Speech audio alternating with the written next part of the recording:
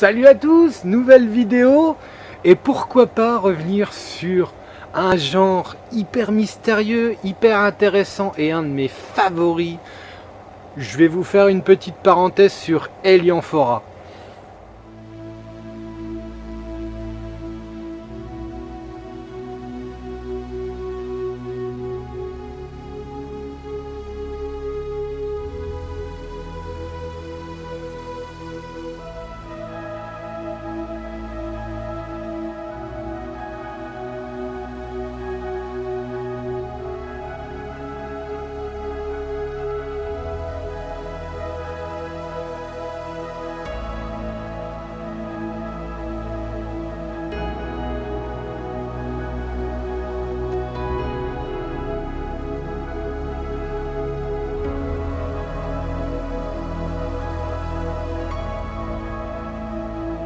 Alors Helianthora, je vous ai sorti une des espèces qui en compte 23. Il me semble de souvenir, il doit y avoir 23 espèces d'Helianthora. Je vous en ai sorti une spécialement pour vous du terrarium que je vais vous montrer. C'est une Helianthora qui fait partie des dernières qui a été décrite, qui a été intégrée en collection. Les Helianthora sont sur les tépuis. Des tépuis, c'est des sommets sur le Venezuela, sur le Brésil. Quoique le Brésil, nous n'avons pas encore d'Helianthora répertoriés sur ces tépuis-là, donc je ne sais pas réellement s'il y en a, mais les tépuis sont vraiment un monde à part, un monde inaccessible, un monde où c'est que très peu de personnes y accèdent. Hein, c'est pas le tourisme comme la Côte d'Azur. Les tépuis, c'est pas beaucoup fréquenté, donc logiquement, en général, quand on y va, qu'on est presque sûr, en général, voilà, il y a des nouvelles espèces qui risquent de sortir encore dans le futur. On n'est pas encore au bout, à mon avis, de cette panel de 23 espèces au niveau Helianthora.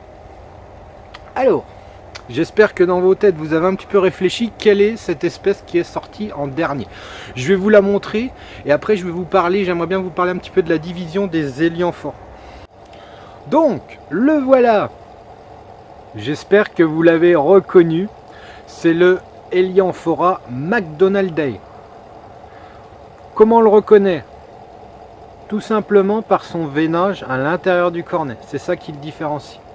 Macdonaldae, je vous ai fait une petite parenthèse, Macdonaldae pour l'instant n'a pas de localité diverse. Donc pour l'instant on le trouve qu'à un seul endroit. Et c'est un Helianthora qui fait partie de mes préférés justement à cause du veinage. Et c'est un Helianthora qui est très très long à pousser. C'est un Helianthora, après discuter entre personnes qui l'ont, c'est un Helianthora qui fait 2 à 3 cornets par an. Donc vous imaginez bien que 2 à 3 cornets par an, c'est un Helianthora qui fait partie des plantes qui ont une croissance les plus lentes du groupe.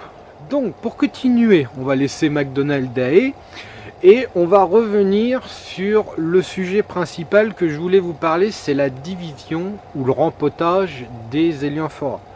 Pour ma part, j'utilise du 50-50 tourbe blonde sable pour les pieds adultes. Pourquoi les pieds adultes? Quand vous allez faire la division de vos Helianthora, hein, quand on a envie que ça devient trop gros, qu'il y a des petits qui poussent, hein, c'est comme tout le monde, il y a des petits qui poussent, on a envie de les diviser, les remettre individuels. Qu'est-ce qui se passe? Donc on va voir le pied principal qui a son fort système racinaire. Et ceux qui sont autour, qui arrivent hyper fréquemment quand on les détache, on se retrouve avec une plante qui n'a 0 racine. Donc faites très attention, j'ai déjà vu ça. Un Helianthora qui a 0 racine n'est pas une plante perdue. Il y a un système très simple, si je puis dire. Pour refaire partir ces plantes, on sera obligé, pour stimuler le système racinaire, et qui est beaucoup plus facile, hein, ça évite tout ce qui va être maladie au niveau de la plaie et tout ça, on va mettre la plante dans de la sphène morte. Sphène morte un petit peu mélangée de perlite pour un petit peu, voilà, que la sphène se colmate pas de trop.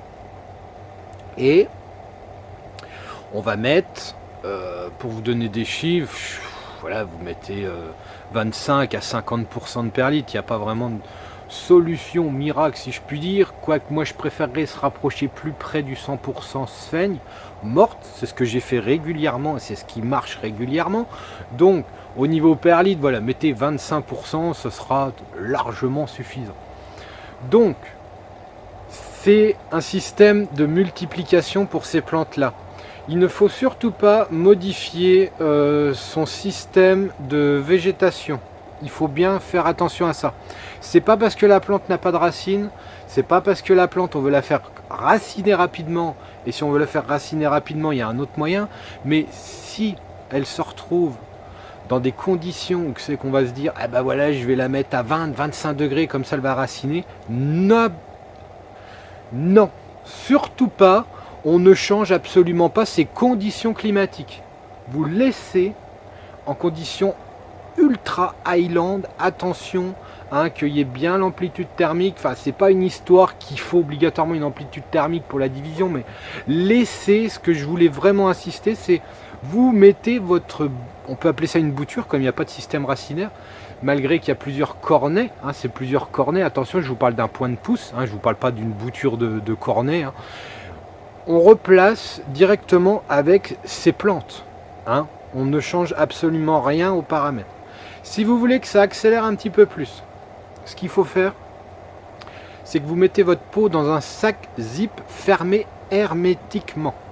Donc on le fait surtout quand on est en période d'été, parce que la période d'été, vous doutez bien que les journées...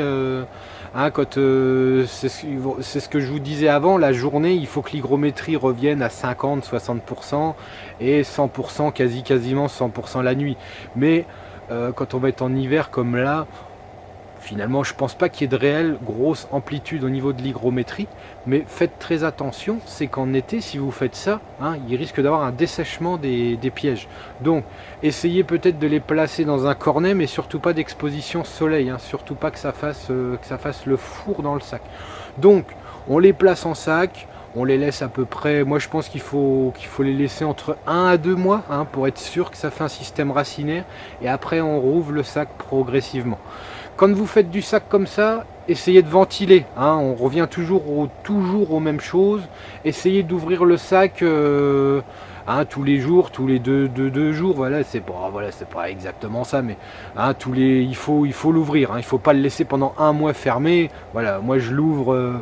Bon, là on est en hiver, ça va encore, mais voilà, on essaye d'ouvrir pour aérer, pour renouveler l'air. Donc on va dire tous les 2 jours. Et dans ce fond de sac, on va laisser un petit fond d'eau. La plante peut tremper dans l'eau, de toute façon elle n'a pas de système racinaire. Comme ça fait que l'hygrométrie est quasi 100% dans le sac. La sphaigne elle reste hyper trempée. Et ça va être nickel pour refaire partir cette petite bouture. Pour le rempotage, faites très attention. C'est très important quand on est dans des milieux confinés comme ces choses-là, dans le terrarium pour les Elianthora. Faites très attention quand vous rempotez vos plantes. Profitez-en pour essayer de les nettoyer au maximum, essayez de nettoyer le système racinaire, on passe à l'eau, on essaye d'enlever tout le maximum qui se trouve au collet de la plante, sur le système racinaire. On a beaucoup de problèmes, et moi j'ai beaucoup de problèmes en milieu confiné comme ça, où c'est qu'il y a de l'aspersion, de la brumisation sans arrêt. Bien souvent nous avons de la cyanobactérie qui s'y développe, donc on va essayer de nettoyer tout ça pour repartir à neuf. Donc je vais repenser un petit peu à ce qu'on m'a appris par rapport au rempotage. Éviter au maximum les substrats hyper tassés pour les Elianthora. Il faut que le substrat soit quasiment neuf sans arrêt, c'est hyper important. Quand ça commence à se tasser avec légère... quand le substrat est alerte, vous savez, ça fait comme la mousse, ça fait comme les autres plantes, notre espèce de mousse européenne, si je puis dire, et ça va faire une semelle hyper compacte en surfaçage. Donc, essayez de toujours avoir un substrat qui ne se tasse pas, donc on va essayer de les rempoter régulièrement. Dès qu'un substrat est usé, on recommence, on change le substrat. Il faut vraiment toujours que le substrat soit bien aéré, que ce soit pas comprimé comme une semelle. On appelle ça des semelles quand ça fait des mousses en surfaçage. Donc on rempote au maximum. Ce qu'il faut bien penser que là-haut, sur les tépuis, les terrains sont constamment lessivés, hein, ils sont constamment lessivés, il y a des grosses pluies, le terrain est sans arrêt remué, remué. Ce qui fait que ces semelles de mousse, il y a les insectes aussi qui travaillent le sol, il y a voilà, ce qui est complètement différent par rapport à une culture en pot. Et ce qui fait que le substrat est tout le temps remué en fait, hein. Voilà, la cyano a pas vraiment le temps de s'installer. Là-haut, c'est toujours exposé plein soleil, bien souvent. Donc la cyano s'y installe pas. Il n'y a pas, hein, il y a pas des petites zones de creux où il n'y a pas d'éclairage, ou quand on utilise des éclairages ou même la lumière du soleil. Hein, les pots, nous, on a toujours tendance à les mettre à touche-touche. Donc des fois, la lumière, elle passe pas entre les substrats, ce qui fait que des fois, la cyano a tendance à s'installer. Je vais insister aussi sur le fait que c'est des plantes méga fragiles. Vous recevez un Helianthera, il ne faut pas toucher au cornet. C'est exactement comme on est dans les terrariums. Faites très attention quand vous passez les bras ou quoi. Vous raccrochez l'Helianthera, ça pète. Ça pète direct, c'est du verre, hein. C'est vraiment une plante qui a des pièges ultra cassants. Donc des fois, voilà, on les reçoit, c'est très dur de les expédier. Bien souvent, il faut un emballage parfait, mais c'est très dur de pouvoir les expédier, qu'elles arrivent telles quelles, hein, comme elles sont parties. C'est très compliqué parce que le moindre petit choc, bah, ça casse comme du verre. Faites très attention quand vous recevez ces plantes-là, déballez avec la plus grande précaution. Le système racinaire, c'est pareil. Le système racinaire est hyper fragile et il ne possède quasiment pas de système racinaire, bien souvent quand les plantes sont expédiées. Donc on se méfie au maximum, on évite au maximum de les toucher, hein, c'est surtout ça que je veux insister.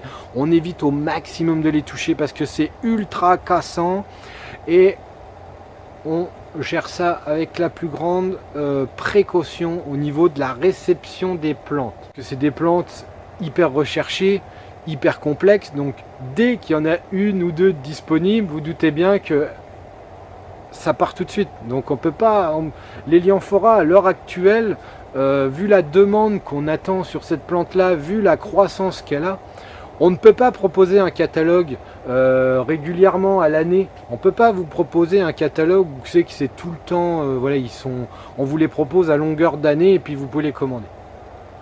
Sur ce, je conclus là-dessus. Je vous dis à la prochaine et portez-vous bien.